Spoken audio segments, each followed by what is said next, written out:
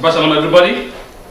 You are welcome to this wonderful day and to this great Shabbat. As I said, we are going to, today is Shmini Atzeret, as I said, and it's literally meaning the 8th day. I mean, the 8th day after the Sukkot, because we can't the Sukkot, okay, from the word Shmini in Hebrew meaning 8. So it's just a literal saying. Say the 8th day of assembly, because you remember that we assemble every day during the Sukkot, right? We go into the Sukkah, we pray, we sanctify it, we sit down, we enjoy, we eat, and that actually reminds us what? The Sukkah reminds us of our temporal journey here on the planet. It reminds us of our temporal journey here on the planet. The Sukkah is built, and on the 7th day, we pack it away. The same thing, a man is born. When I mean a man, I mean, don't say that Rabbi is sexist. I mean a man and a woman, because in the world that we are now, we have to be politically correct. When I use the word a man, I mean including woman. Sorry. So man and a woman, okay, I'll use the word man and a woman. So when the man and the woman is born, they grow to their prime. And when they go to it's like this on the peak, right? And later on you become wise and you grow older and older and older, and you return back to your creator. And that is it. So the same thing, the process of what? Of building a sukkah, and on the 7th day we remove it. So, and that also reminds us our journey in the wilderness, saying that I know as according to what the Torah said, and according to what the Holy One, blessed be He said that I know the love that you have for me, O Israel. During the 40 years in the wilderness, I took you out of the land of slavery. I took you out of the land of sin. I took you out of the land of danger, and you walked with me all these 40 years in the wilderness. You love me. We have this great communication, this great communion together. So the festival of Sukkot is for us as a people to remember our past. Because it is said that a man that does not remember his past has no future. If you don't remember what has happened to you, that means that technically you can make the same mistake of the past. Because I don't care. You go, oh, you know what? I don't want to remember it. No, my psychology said don't remember it.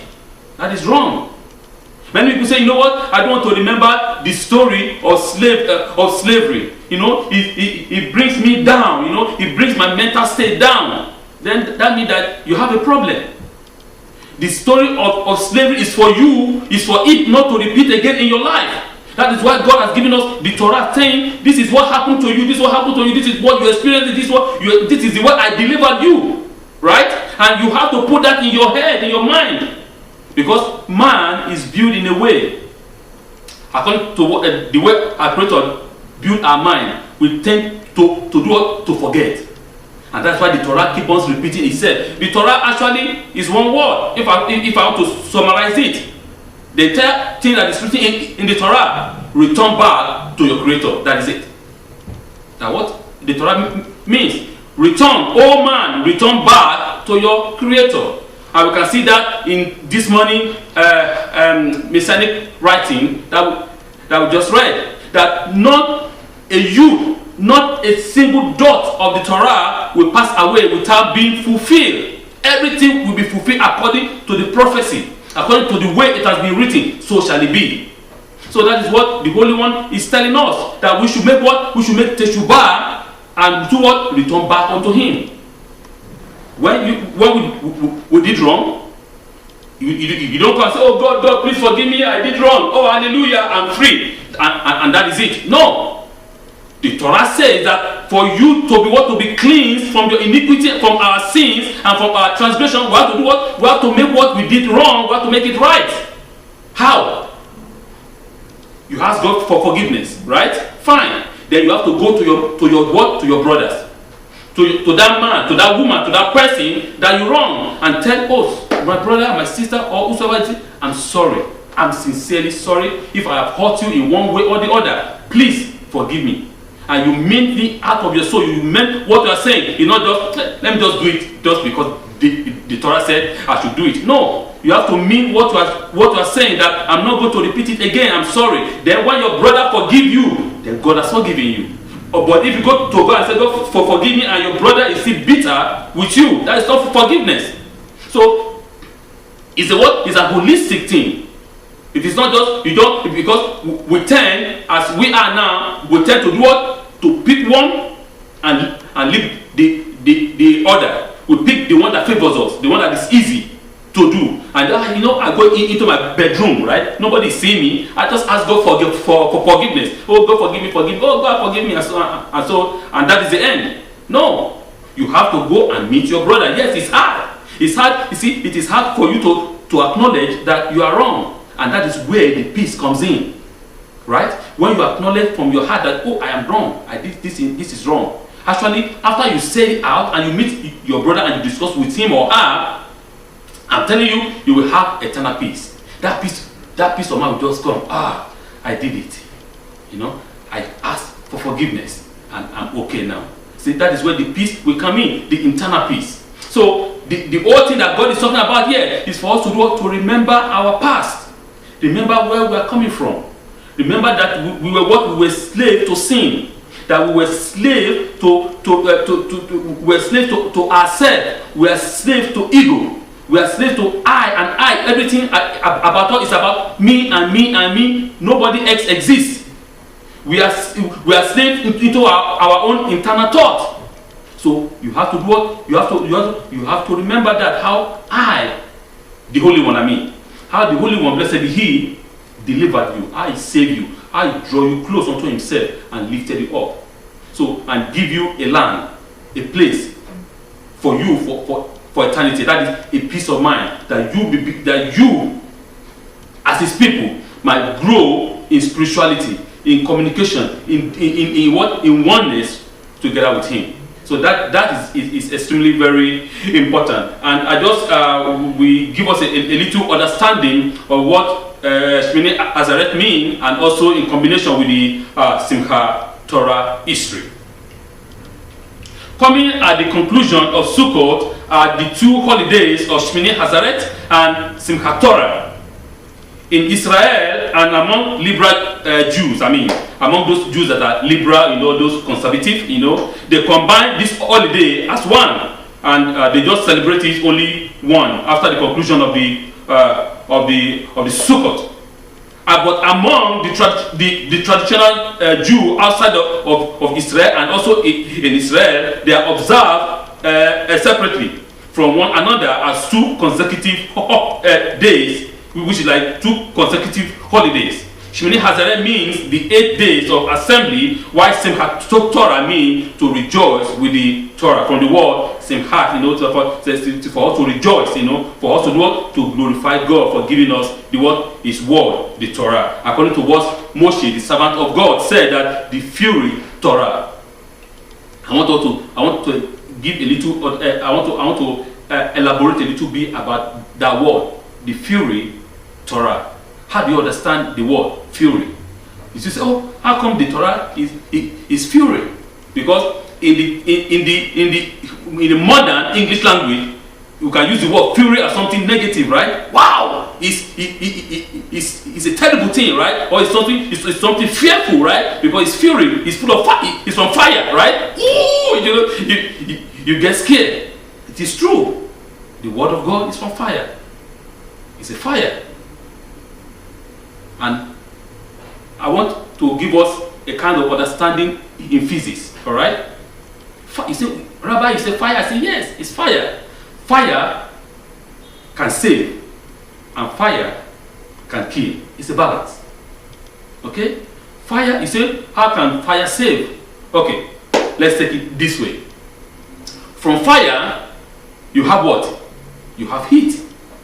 You can heat your house. You put your shmini, right? You put the log. For example, the wood, you put the fire, and the heat comes out, and it hits your home, and you're comfortable. But among the Africans, we don't need that because we have the sun, right? But those in Europe and in Oceanic or in North America, you need what? You need fire to survive. Without the fire, you will not survive the winter, right? You will freeze to death. That is it.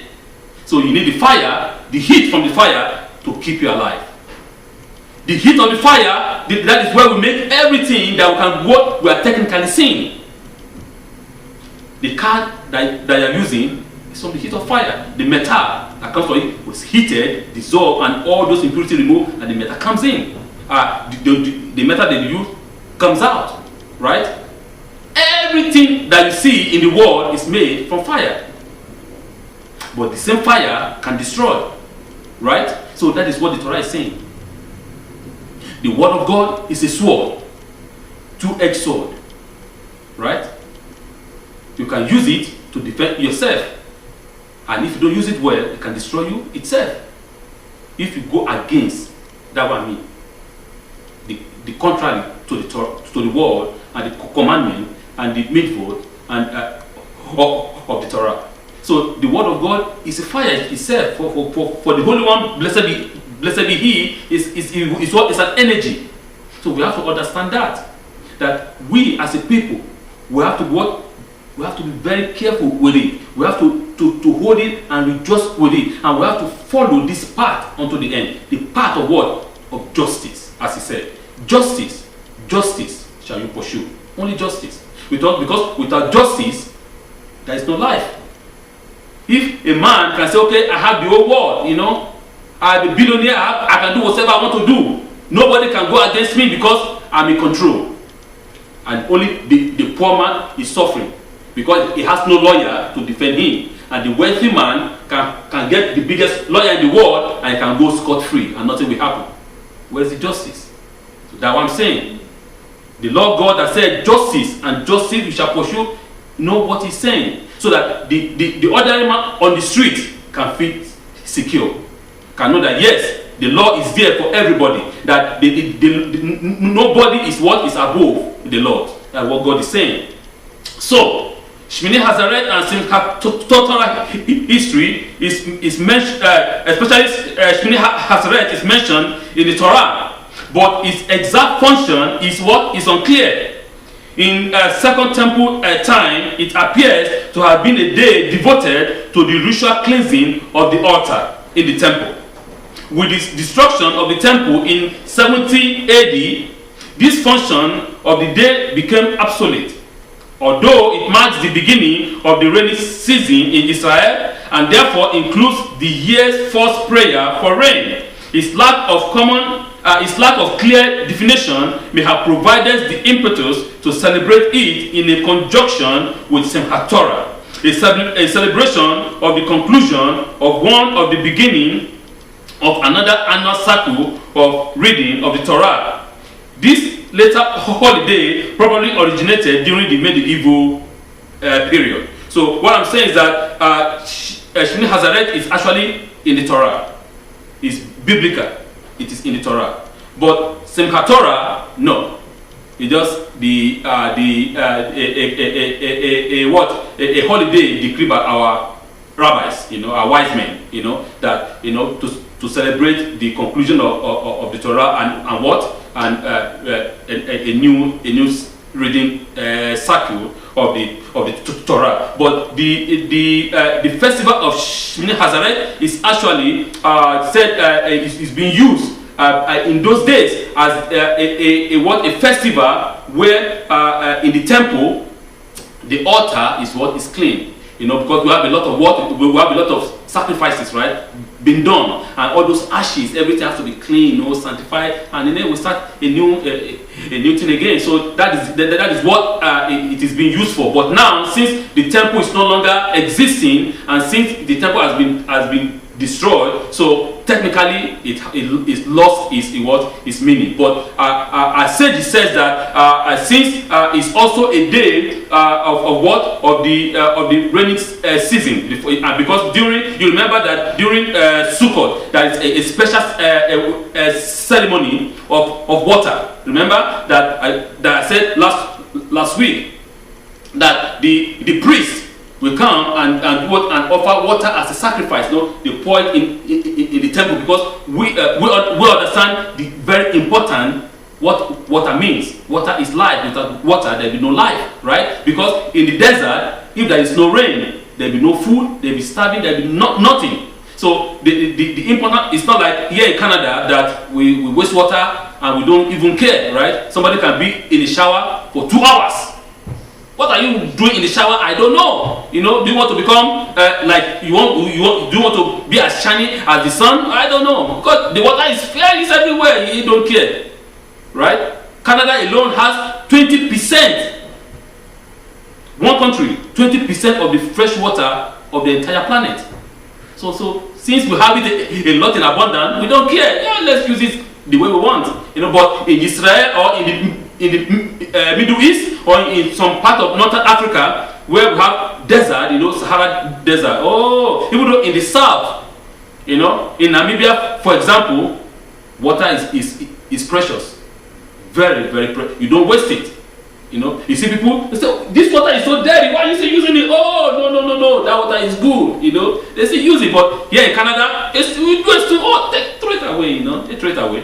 You know, so you can see the difference, right? So water is very important. So here since Shemini Azaret is also used as the beginning. It's also the beginning of the rainy season in Israel, and we begin to pray for God to give us more rain. Because if there is no rain, the people will suffer.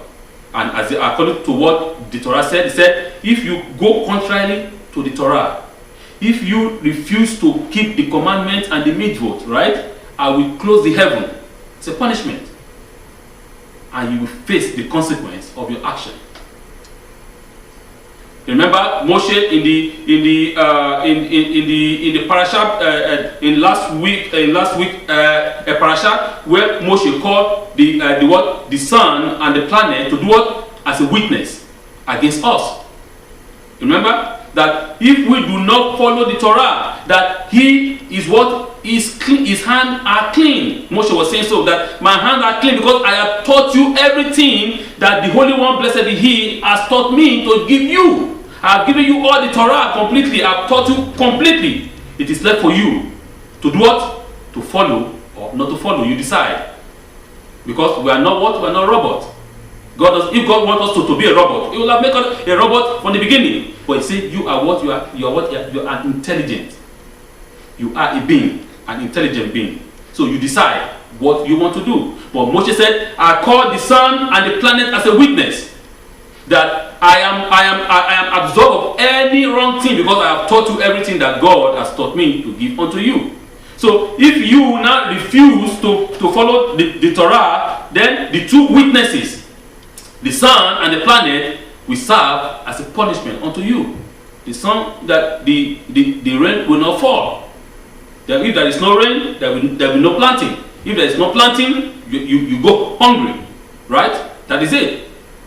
So this is what this is what Moshe Rabbeinu is telling us, and this is what our sages, our elders are saying, that is also used as a day of remembrance to do what, to call for God to send the yearly rain cycle, so that the earth will yield again the bounty and the plenty.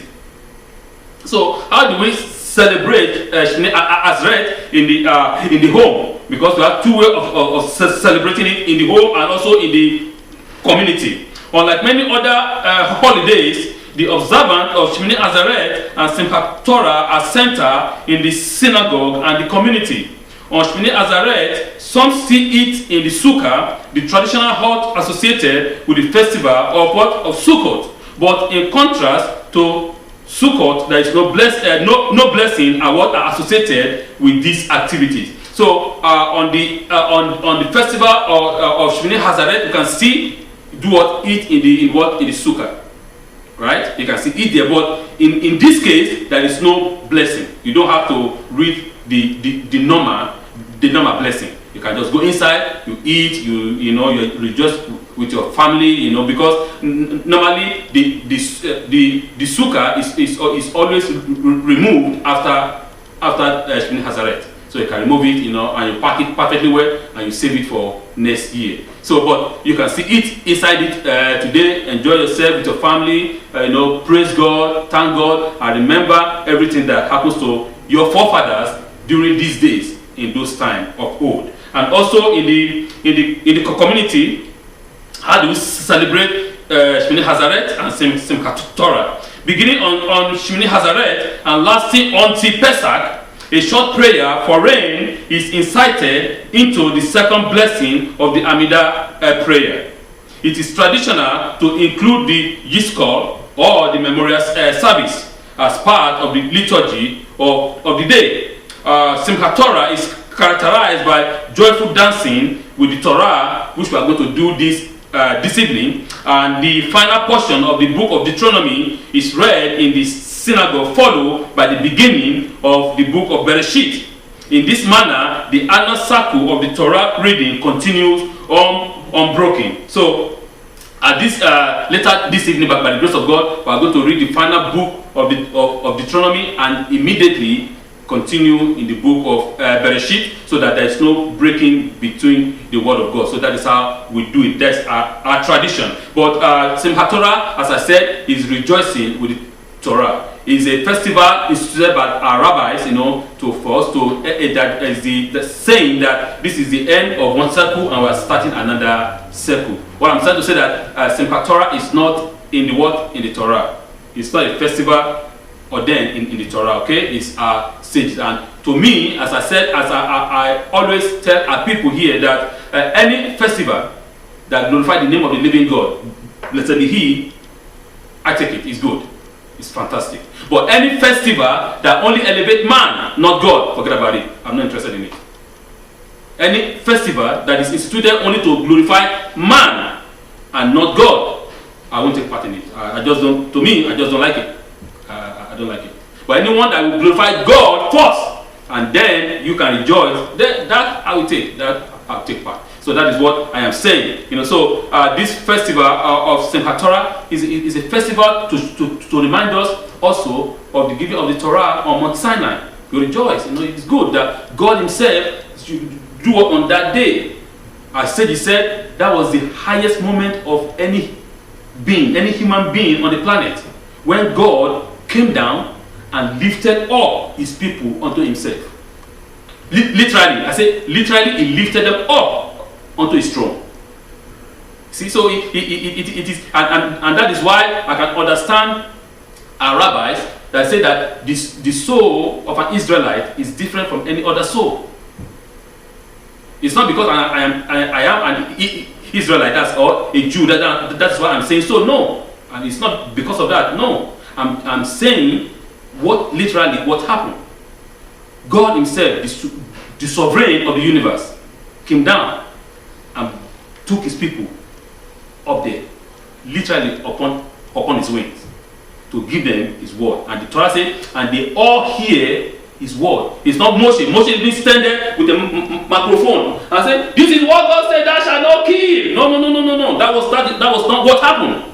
The Torah said, and God spoke. And individually, they listened and they were hearing it.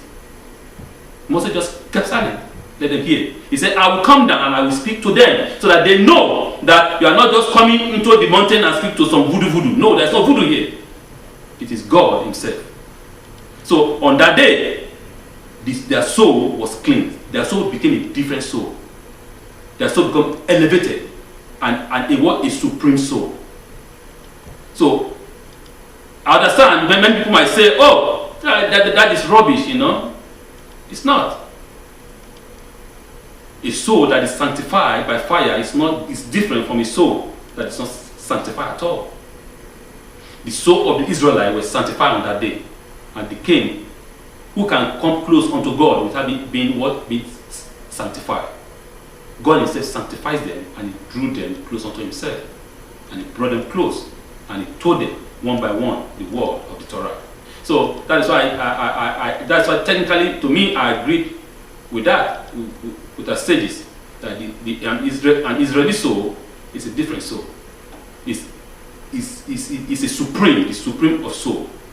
So it's very important for us to understand that on that day on Mount Sinai, our forefather came close, they came face to face with their Creator, and God sanctifies them, and that we are part of them. We are their DNA, that walks down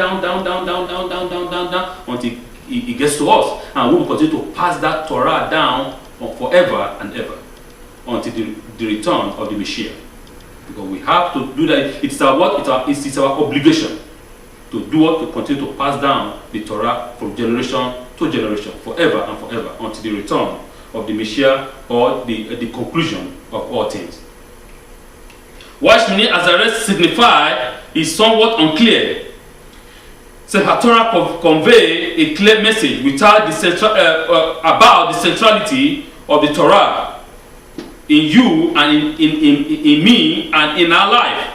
It is both a source of our identity and a precious gift from God. Simchat Torah is the day on which the whole community gathers to come into contact, direct contact with the Torah, and to express our joy in having received it. You see, so this is the day that we all, as a community, both men and women, children, will come close, to the Torah, to saying that, God, thank you for giving me your word. Because we need to understand that Torah is the centrality of a Jewish life. That is centrality. The centrality of the Hebrew life. Because that is where our political life, our spiritual life, our commercial life, everything is based on the Torah.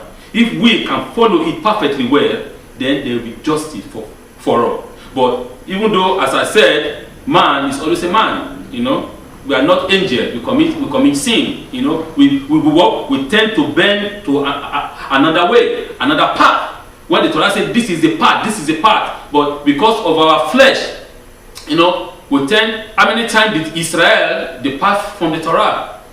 How many times did Judah depart from the Torah? And then we face the consequence of our actions.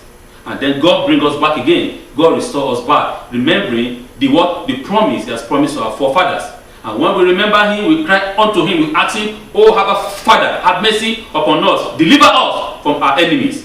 He remember again. He delivers us, He helps us, and then we look, everything is good, everything is robust. Then we go back again to the sin. So it's a circle, So we always ask Him to do what? To give us the strength, the energy, the power to stand on the path. Because remember, as He said this morning, Torah is a yoke. It's a big yoke. It's not people. You don't bother about that. You just take it, and it's a walk.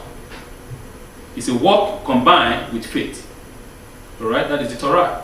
You cannot do the walk alone without having a faith. Neither can you do the faith alone without having to do the walk. Because Torah is a journey. You have to walk that journey. Don't just sit down. We sit down and say, we have another kind of book, because this one is old.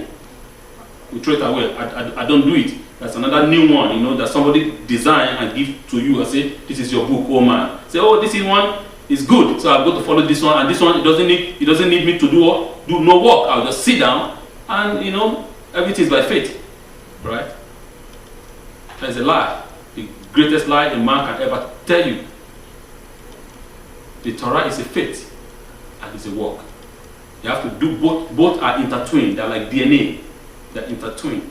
You cannot do this without this. Neither can you do this without this. But what they tend to tell us that you can remove the work and only have faith. No, everything is both. They're like DNA. You can't separate them. So we have to do that work, the work of the Torah, to do justice, to follow, to help our neighbors. You can't come, your neighbor, for example, can't come and say, "Oh, I'm hungry," and you have a bread in the house. Yes, it might be a small bread, and say, "Please, can you give me someone to eat?" You say, No. Go and pray. God, have faith. God will give you bread. That is wickedness. You have bread at home. You can share with your brothers. Okay. Wait. I have the bread. That is the work that I'm talking about. You can't tell your brother, go and pray. God will have faith, pray, God will give you your own bread. No. Your brother is hungry at that moment, and God has provided that bread for you to share with your brother. And then when you share, God will add more for you, and your own bread you will never lack. Your own bread will never run dry. It will never finish. That is what people doesn't understand. that when you share, you get more. But when you don't share, you get nothing. So that is what God is. That is the example. I just want to give that. The Torah is a work and it's a faith at the same time. So we have to do both of them. And even though Yeshua said here that no dot of the Torah will ever go unfulfilled. He said, I did not come to destroy the Torah. Please hear, my job is not to come and destroy the Torah, but my job is to do what? To fulfill the Torah, according to what Moshe said. I am here to fulfill the Torah, not to do what? Not to destroy it, not to remove it, because that is what God said, and that is why God sent me down here to fulfill the Torah.